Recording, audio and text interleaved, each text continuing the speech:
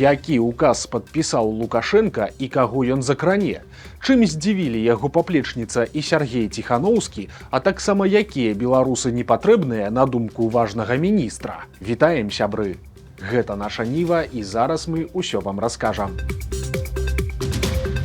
Выглядае, што ўлады вырашылі ўзяцца за яшчэ адну катэгорыю беларусаў. Цяпер міністр адукацыі Андрэй Іванец раптам заявіў пра сваё негатыўнае стаўленне да рэпетытараў.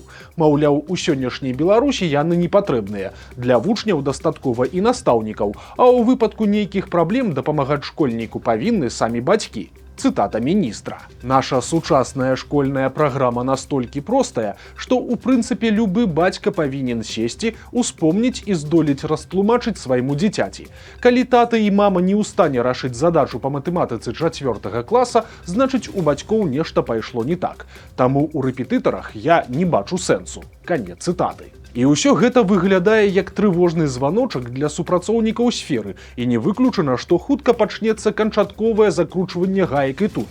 Раней улады Беларусі ўжо прапаноўвалі стварыць спецыяльны дзяржаўны рэестр рэпетытараў, а таксама забараніць ім групавыя заняткі і заняткі праз замежныя месенджеры. Падобна, што чыноўнікі вызначыліся з месцам будаўніцтва могільніка для ядзерных адкідаў. І недалёка ад Мсціслава для гэтага ўжо рыхтуецца пляцоўка. Афіцыйна рашэнне яшчэ не прынятае і разглядаюцца 3 лакацыі: Хойніцкі раён, Астравецкі і Мсціслаўскі ў басейне Сожа. І цяпер журналісты выдання «Флагшток» паглядзелі спадарожнікавыя здымкі гэтых кропак і ўбачылі дзіўную актыўнасць менавіта якраз ля Мсціслава. Там на тэрыторыі больш за 3 квадратныя кіламетры ідуць маштабныя будаўнічыя працы і зямельныя работы, якія немагчыма растлумачыць патрэбамі сельскай гаспадаркі. Карэспандэнту «Флагштока» удалося дазваніцца да старшыні мясцовага сельсавета і пад выглядам занепакоенага грамадзяніна звярнуцца з пытаннем, што ж збіраюцца будаваць на тым участку. Але адказам чыноўніка была кінутая слухаўка. Прычым аналіз паказвае, што тэрыторыю ўжо на працягу года рыхтуюць для будаўніцтва ядзернага могільніка, а значыць, што 2 іншыя пляцоўкі ў Хойніцкім і Астравецкім раёнах з'яўляюцца фіктыўнымі і сур'ёзна не разглядаюцца, а грамадскія абмеркаванні і экалагічная экспертыза былі ўсяго толькі фармальнымі рытуаламі. На Гродзеншчыне назіраецца загадкавая актыўнасць сілавікоў. Міліцыя анансавала павелічэнне колькасці патрулёў і падвышаны кантроль за месцамі збораў грамадзян. Афіцыйна паведамляецца, цытата: «Адпрацоўка закране ўсе сферы гарадскога жыцця і пройдзе максімальна шчыльна». Канец цытаты. Але што гэта значыць, разумеюць, напэўна, толькі самі сілавікі. Робіцца гэта зноў, цытата, для стабілізацыі крымінагеннай абстаноўкі і забеспячэння бяспекі. Міліцыя абяцае, што будуць узмоцненыя пешыя і аўтапатрулі, а таксама асаблівую ўвагу нададуць, цытата, месцам стыхійных зборышчаў грамадзян. Таксама сілавікі правераць гандлёвыя аб'екты і забаўляльныя установы, уключаючы начныя клубы. Акрамя таго, яны наведаюцца па адрасах, якія па аператыўнай інфармацыі могуць выкарыстоўвацца як прытоны.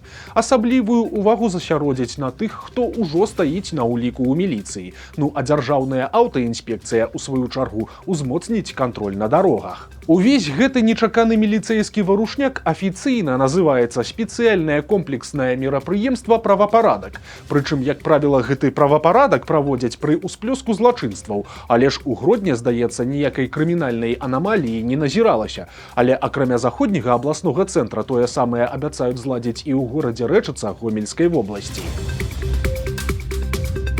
Але гэта не адзіныя дзівосы ад беларускіх сілавікоў. Цяпер яны абвясцілі ў вышук праваабаронцу, нобелеўскага лаўрэата і былога палітвязня Алеся Бяляцкага, якога самі ж і выціснулі за мяжу ў канцы 2025 года. Прычыны такога кроку не агучваюць, пазначыўшы толькі, што Бяляцкага шукаюць па нейкай крымінальнай справе. Сам праваабаронца кажа, што не ведае, з чым звязаны новы пераслед, але гэта не першыя непрыемнасці ад лукашэнкаўцаў пасля нечаканага вызвалення. Бяляцкі кажа, што неўзабаве пасля выхаду з-за кратаў месяцаў яму, як і шмат якім іншым экс-палітвязням, лукашэнкаўскія ўлады цішком анулявалі беларускі пашпарт.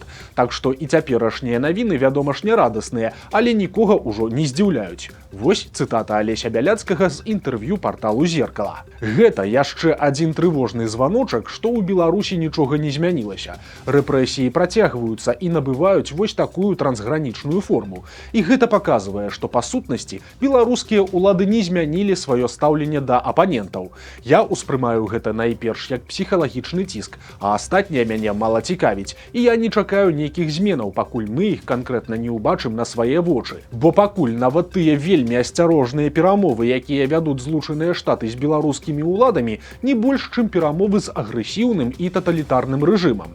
Мы ніякіх зменаў не бачым, і спадзявацца на штосьці не прыходзіцца. Канец цытаты. Дзіўнае свята Сяргея Ціханоўскага. 18 жніўня экс-палітвязню, які правёў 5 гадоў у лукашэнкаўскіх засценках, споўнілася 48 гадоў. І святкаваць гэты дзень Сяргей вырашыў публічна, сабраўшы ў Лос-Анджелесе свой асаблівы творчы вечар з гасцямі. Прадстаўнікі каліфарнійскай дыяспары падарылі Ціханоўскаму торт з Оскарам, кінахлапушкай і зоркай на алеі славы. Ну а сам Сяргей чытаў вершы і адказваў на пытанні прысутных.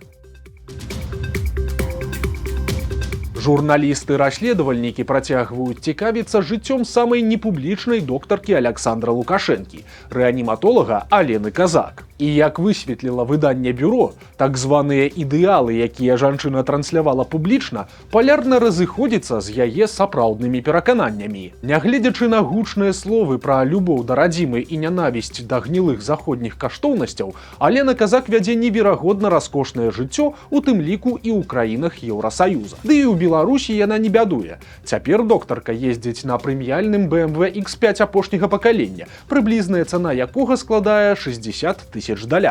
Ну а не так даўно Казак пачала гуляць у гольф. На гэтым здымку яе спартовы аўтфіт дапаўняе дуэт з пярсцёнку і завушніц ад брэнда Cartier, якія разам каштуюць амаль 8 000 еўра. Таксама лукашэнкаўскай доктарцы вельмі падабаюцца бранзалеты ад прэміяльных брэндаў Van Cleef і ўсё таго ж Cartier. На гэтым фота рукі сціплага беларускага медыка упрыгожаныя прыкладна на 15 000 еўра. Але асаблівую любоў спадарыня Казак праяўляе да падарожжаў. Прычым нават цяпер, калі Лукашенка ўжо некалькі гадоў трубіць пра злы і варожы захад, яго доктарка выбірае для адпачынку не беларускія здраўніцы, а самыя гламурныя курорты суседніх краін і Еўропы. Сёлета навагоднія святы яна правяла ў Сочы ў кампаніі былой фаварыткі Лукашэнкі Аліны Роскач.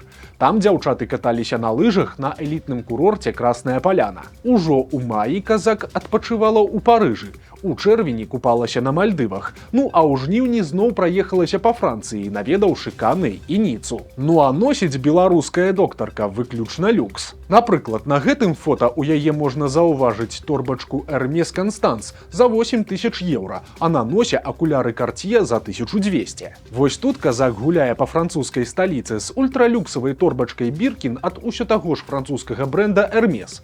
Цана такой з буціка складае прыкладна 11 000 еўра.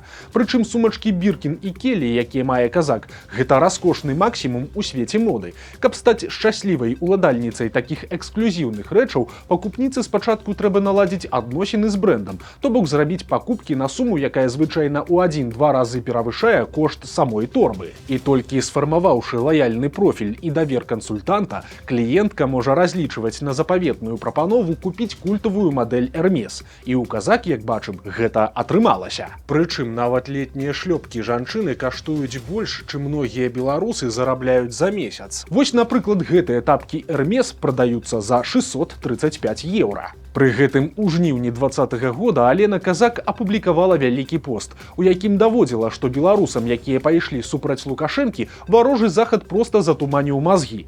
Допіс суправаджаўся карцінкай з тэкстам, цытата: «Не важна, якая дарога, але важна, з кім ты яе пройдзеш». З кім ісці Казак выбрала ўжо даўно, і цяпер атрымлівае ад гэтага сапраўдную асалоду. Нядаўна расследавальнікі расказвалі, што Алена Казак стала новай уладальніцай сеткі аптэк Лігматон, Да казак кампанія належала набліжаным да Лукашэнкі бізнесоўцам Паўлу Тапузідзісу і Віктару Пятровічу. Таксама казак валодае клінікай эстэтычнай медыцыны Anti-Age Clinic. Гэты актыў перайшоў да жанчыны ад набліжанага да ўлады хакеіста Паўла Белага і іншай лекаркі Лукашэнкі Святланы Канашэнка. Акрамя таго, цяпер Алена Казак аднаасобна валодае фірмай Амалем, якая займаецца продажам касметалагічнага абсталявання. Пакуль доктарка Лукашэнкі насалоджваецца французскай рыўерай, яго чыноўнік выбраў для адпачынку Паўночную Карэю. Міністр замежных спраў Беларусі Максім Рыжанкоў паляцеў у КНДР разам са сваёй сям'ёй. І цяпер неафіцыйны канал беларускага МЗС публікуе фоткі і піша, што замест праблем вакол маркетплейсаў Рыжанкова цяпер атачаюць свежае паветра, ідэі чучхе і размовы пра вечнае.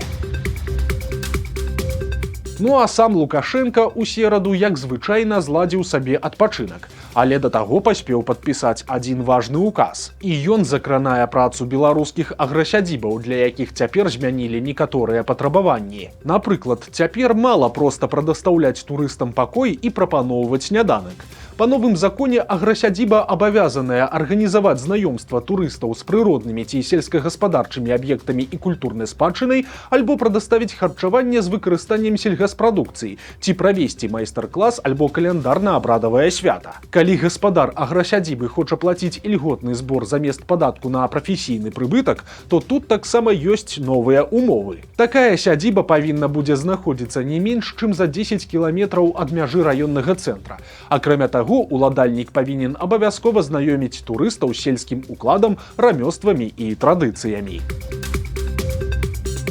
У праваслаўных манастырах на грэцкай гары Афон адшукалі 3 невядомыя раней асобнікі астрожскай бібліі, для стварэння якой друкар Іван Фёдараў выкарыстоўваў тэксты Францішка Скарыны. Сама па сабе такая біблія – гэта першы поўны друкаваны звод святога пісання на царкоўна-славянскай мове, а канкрэтна гэтае выданне было рэалізавана ў астрожскай друкарні пад кіраўніцтвам Івана Фёдарова, які, дарэчы, меў беларускія карані. Навукоўцы звязваюць паходжанне друкара Івана Фёдарова з дробнай заходняй беларускай альбо палеска-падляшскай шляхтай, абапіраючыся на выкарыстанне ім асабістага друкарскага знака герба Рагозаў. Таксама Іван Фёдараў паспеў папрацаваць у маёнтку Заблудаў гродзенскага павета на гетмана Грыгорыя Хаткевіча, дзе разам з іншым беларускім друкаром Пятром Сціслаўцам выдаў Евангелие вучительнае з тэкстамі Кірылы Тураўскага. Заблудаў тады знаходзіўся на захадзе беларускай этнічнай тэрыторыі, ну а цяпер гэта землі на польскім Падляшшы. Пры падрыхтоўцы астрожскай бібліі складальнікі праводзілі параўнальны аналіз розных рукапісаў і мэтанакіравана выкарыстоўвалі папярэднія пераклады Францішка Скарыны. Уплыў беларускага першадрукара прасочваецца і ў афармленні. Арнаментальнае аздабленне старонак бібліі і шэраг загалоўных літар маюць відавочнае падабенства з выданнямі Скарыны. Вось такія навіны серады. Подписывайтесь на канал, ставьте лайки альбо дизлайки и выказывайте заўвагі ў каментарах. И, конечно, читайте нашу Ниву, глядите нашу Ниву и любите Беларусь. До сустрэчы заўтра.